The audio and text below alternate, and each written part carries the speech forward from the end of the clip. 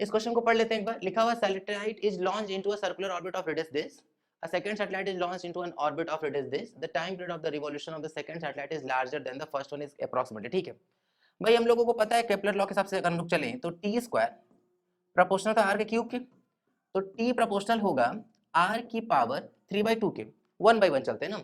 शुरुआत में time of light या टाइम पर जो भी है टाइम पीरियड को हम लोग मान लेते हैं कितना t1, दूसरे वाले को हम लोग कितना मान लेते हैं t2। ध्यान देते हैं, पहली बार जो रेडियस है वो है r, दूसरी बार जो रेडियस है वो है 1.03 आर, और इस पूरे की पावर कितना 3/2।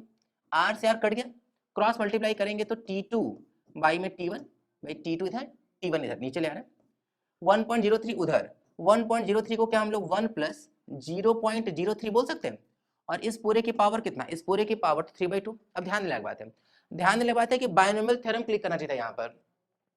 1.03 से हमको क्लिक कर गया, और ये क्वेश्चन की प्रैक्टिस ही है भाई, क्वेश्चन की प्रैक्टिस थोड़ी बेहतर होगी तो दिखने लगेगा।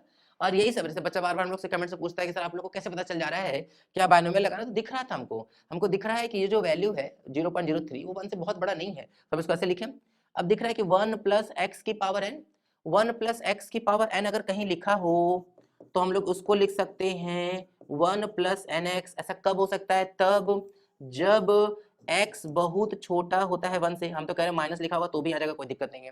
तो 1 प्लस माइनस एक्स है, उसकी पावर n है, अगर तो पावर को सीधा बना देते हैं कोएफिशिएंट।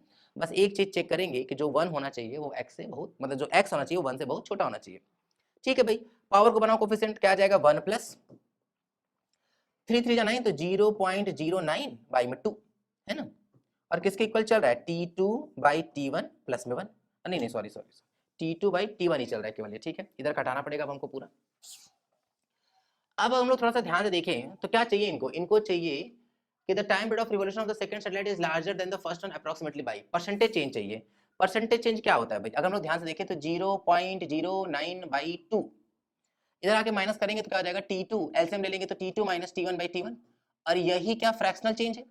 अगर हम लोग बोथ साइड 100 से मल्टीप्लाई कर लें, बोथ साइड 100 से मल्टीप्लाई कर लें तो यही बन जाएगा परसेंटेज चेंज। और हम इस वाले फोकस करें अगर तो कितना आ जाएगा भाई 9/2, मतलब क्लियरली कितना आ जाएगा आंसर 4.5% आ जाएगा। तो इतने से जो उसका टाइम ऑफ रिवॉल्यूशन है वो हो जाएगा, चेंज हो जाएगा। क्लियर ना, तो इसका मतलब किसका ऑप्शन नंबर सेकंड ठीक है, क्लियर है।